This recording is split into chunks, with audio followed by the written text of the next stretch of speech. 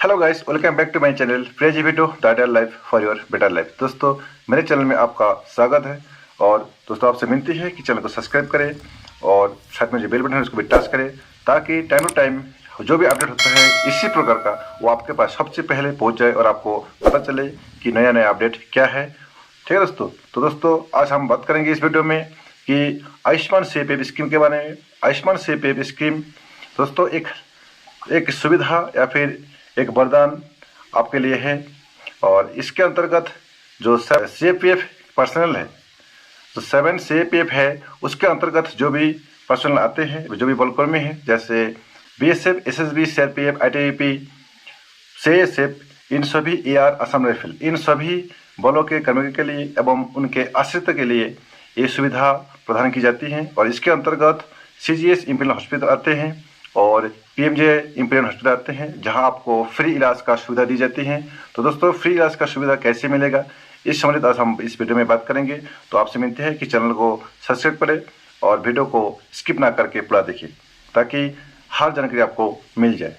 तो दोस्तों, सबसे पहले बात करते हैं कि फ्री इलाज आप कैसे ले सकते हैं। दोस्तों, देश भर में CGS इम्पीरियल हॉस्पिटल 1600 से ऊपर है। उसके बाद हर स्टेट या फिर हर स्टेटों का डिस्ट्रिक्ट में भी अवेलेबल है CGS imperial hospital, PMJ imperial hospital, जिसके अंतर्गत आप कैशलेस ट्रीटमेंट का सुविधा ले सकते हैं। तो दोस्तों, सबसे पहले आपको कैशलेस ट्रीटमेंट के लिए आपका जो आयुष्मान कार्ड है, आपका एवं आपका आश्रित का, उनका एक्टिव करना होता है, जिसमें आधार कार्ड से ऑथेंटिकेशन व वेरिफिकेशन करना होता है। उसके पश्चात आपको अपने यूनिट से रेफरल लेके या फिर किसी भी गवर्नमेंट हॉस्पिटल से रेफरल लेके या फिर किसी भी CPF यूनिट हॉस्पिटल से रेफरल लेके आपको CGS इम्पीरियल हॉस्पिटल में जाना होता है। उसके बाद आप IPD और OPD, IPD for in patient department, OPD for out patient department, ठीक है दोस्तों, इन दोनों में आप फ्री इलाज का सुविधा ले सकते हैं। तो दोस्तों, ये जो बात हो गया CGS के अंतर्गत इम्पीरियल हॉस्पिटल में।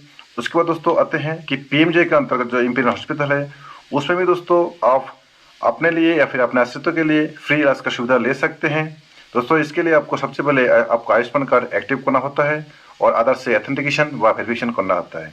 तो दोस्तों, सबसे पहले आपको अपने यूनिट या फिर किसी भी CPF के यूनिट से या फिर गवर्नमेंट हॉस्पिटल से आपको रेफरल लेना होता है। उसके बाद आप IPD या फिर OPD में फ्री इलाज का सुविधा लेते हैं।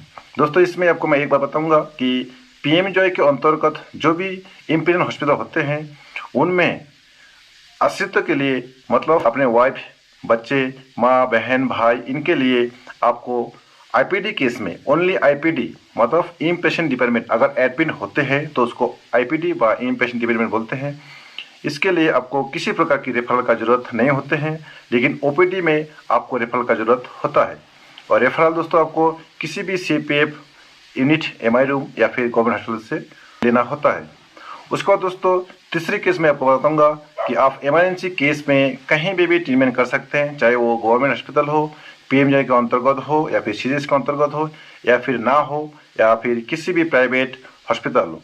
कहीं भी आप इमरजेंसी केस में ट्रीटमेंट करके इमरजेंसी सर्टिफिकेट बना लीजिए और इमरजेंसी सर्टिफिकेट बनाने के बाद आप ट्रीटमेंट कर सकते हैं। जब आप ट्रीटमेंट करके घर वापस आएंगे तो आने से पहले, हॉस्पिटल से निकलने से पहले दोस्तों, आपका एक काम होता है, जितने भी आपके पास बिल होता है, दवाई का बिल, टेस्ट रिपोर्ट, टेस्ट का बिल, हर जगह में कौन हॉस्पिटल का जो कौन डॉक्टर है, डॉक्टर का बाकायदा साइन होगा और उसका सील होगा, और सील के नीचे डॉक्टर का रजिस्ट्रेशन नंबर भी होता है।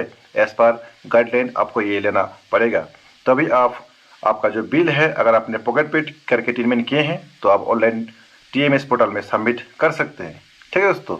उसके बाद दोस्तों, आपका डिस्चार्ज समारी या फिर डॉक्टर प्रिस्क्रिप्शन, जिस प्रिस्क्रिप्शन में डॉक्टर दवाई लिखते हैं, उसमें भी कौन सा हॉस्पिटल का या फिर कौन सा डॉक्टर का सील और सिग्नेचर होता है। और सील के अंतर्गत डॉक्टर का रजिस्ट्रेशन नंबर होना अनिवार्य है, जो कि गाइडलाइन कहते हैं। तो दोस्तों, अभी बात करते हैं कि इमरजेंसी कंडीशन में आप कैसे इलाज करेंगे। दोस्तों, इमरजेंसी तो इमरजेंसी होते हैं और इमरजेंसी कंडीशन में आप कहीं भी इलाज करा सकते हैं, लेकिन दोस्तों उसके लिए आपको इमरजेंसी सर्टिफिकेट बनाना होता है। उसके बाद जितने भी कागज होते हैं, जैसे मेडिसिन बिल, टेस्ट रिपोर्ट, उसके बाद टेस्ट का रिपोर्ट, टेस्ट का बिल, ठीक है दोस्तों, डॉक्टर का प्रेस्क्रिप्शन, डिस्चार्ज समारी, हर जगह में आपको डॉक्टर का साइन सिग्नेचर का जरूरत होते हैं। दोस्तों, ये एज पर डायरेक्शन है, तो आप इस डायरेक्शन को फॉलो कीजिए। ये गाइडलाइन है, ये गाइडलाइन का आपको फॉलो करना होगा। अदरवाइज आप जब बिल क्लेम करेंगे तो क्वेरी लगेगा, फिर आपका अकाउंट में पैसा नहीं आएगा, आप परेशान हो जाएंगे। तो दोस्तों थोड़ी सी गाइडलाइन है, इसको अगर आप मन में रखेंगे या फिर इस तहत आप ट्रीटमेंट करेंगे और बिल क्लेम करेंगे तो दोस्तों आपका क्वेरी लगने का संभावना 100% खत्म हो जाते हैं और 2-3 महीने के अंतर आपका अकाउंट में पैसा आ जाते हैं। ठीक है दोस्तों।